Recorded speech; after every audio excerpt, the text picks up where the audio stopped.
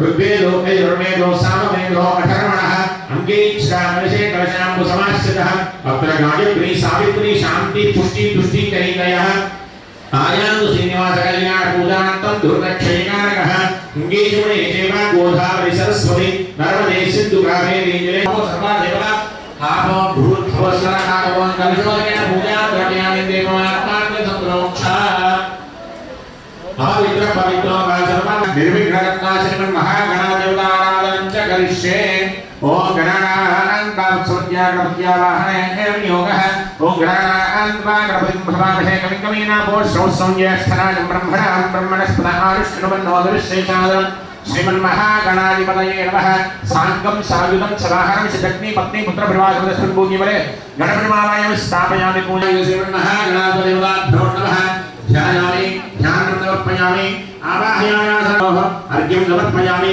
मुखे आचमनीयं समर्पयामि औपचारिक स्नानं उपविष्टामि अभवस्तानपूर्ध्यनगाग्र महेरणाक्षते योश्वरमस्वादनः उदरीवमाग्रः तस्मार्गमावो यक्षक्षायवद आपोजयदानः नमो प्राणपतये नमो गणपतये नमः प्रमथपतये नमस्ते स्तुतं लक्ष्मीनारायण ध्यान साराधन श्रीकांता कुलकुंभकुंभोपरिंभो गुणानाम्बिलिः पूर्वाचार्यगणम्बदेविदः श्रीपाञ्चरात्रागमः विश्वक्सेन विवेशन प्रभुदेवी भक्ते सदा सेविता पायान्नो भगवान् गुणानवर्यः कुर्या सदा मङ्गलं सावधाना सुमुहूर्ते सावधाना सुवर्णे सावधाना श्रीलक्ष्मुहूर्ते सावधाना सुवर्णे सावधाना श्रीरङ्गे गरुडाजलेन्द्रगिरे मङ्गलं सावधाना सुमुहूर्ते सावधाना सुवर्णे सावधाना विश्वेत्तादेव सवने सुप्रमाक्ष्यायाचकभगवन्निन्द्रसुन्दरे पारावरं यत्पुरुषं सम्भृतं वस्ववावृणो शरभाय वृषिधन्धरे ॐ बृहत्सावक्षद्रभृदृष्ट्यं निष्णुवो रुद्रवीरं जय श्रीमन्नारायण అలాగే ఎక్కడైనా కానీ బ్రహ్మచర్యం గృహస్థాశ్రమం వానప్రస్థం సన్యాసం అనేటువంటి 4 ఆయా విధానాలుగా కలగజేసేటువంటి ప్రక్రియలు క్రియలు చేసేటువంటి పద్ధతి మనం అలవాటు చేసుకోవాలని పెద్దలు చెప్తారు. బ్రహ్మచర్య ఆశ్రమ ధర్మంలో ఉన్నవానికి విద్యా అభ్యాసాన్ని చేసేటువంటి పద్ధతి కలిగి ఉంటాడు. ఒక గురువును ఆశ్రయించి బ్రహ్మచర్య దీక్షను తీసుకున్నప్పటి నుంచి అంటే ఉపవీత ధారణ యజ్ఞోపవీతాన్ని ఒకటిగా వేసుకున్నప్పుడు బ్రహ్మచర్య ఆశ్రమ ధర్మాన్ని స్వీకరిస్తాడు. ఆ బ్రహ్మచర్య ఆశ్రమ ధర్మాన్ని స్వీకరించినప్పుడు ఒక గురువు గారిని ఎంచుకొని ఆ గురువు గారి దగ్గరికి పోయి అక్కడ వేదశాస్త్ర విజ్ఞానాలన్నీ కూడా నేర్చుకుంటాడు. నేర్చుకున్న తర్వాత ఎందుకంటే విద్యార్థికి ఉండాల్సినటువంటి లక్షణం ఏంటంటే 5 లక్షణాలు.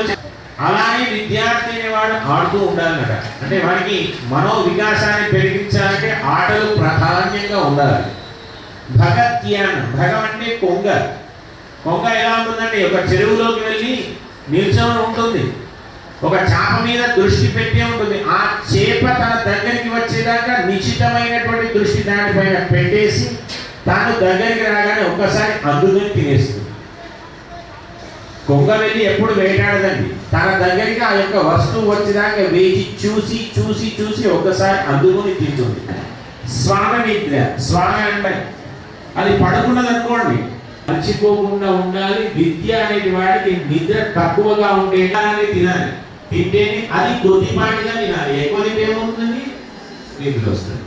నిద్ర వస్తే మన దృష్టి ఎక్కడ ఉంటే నిద్ర మీద ఉంటుంది తప్ప పుస్తకం. ఇప్పుడు మనందరికీ కూడా చూడండి, ఎక్కడైనా పురాణ ప్రవచనాలు జరుగుతున్నా ఒక చెయ్యి వేస్తే ఎంత పెద్దదైనా కానీ చిన్నదిగా కనిపిస్తుంది.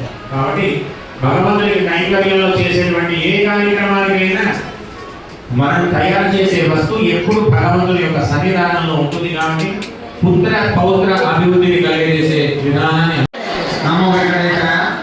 జగిత్యాల జిల్లా పట్టణ కేంద్రం నందు నడిబొడ్డు టవర్ వద్ద ఏర్పాటైన శ్రీనివాస భవన శంకరాంజనేయ స్వామి దేవాలయంలో స్వామివారి జన్మ నక్షత్రము పునరుస్తు సందర్భంగా ప్రతి నెల ఆలయంలో మాస కళ్యాణ కార్యక్రమం నిర్వహించబడుతున్నది.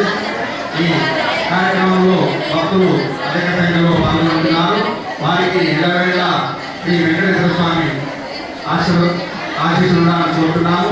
అదేవిధంగా వచ్చే నెల 6వ తారీఖు 9వ నెల 6వ తారీఖు ఆదివారం రోజున దేవాలయంలో శ్రావణ మాసం సందర్భంగా స్వామివారికి రక్త పుష్పార్చన కార్యక్రమాన్ని నిర్వహించబోతున్నాము.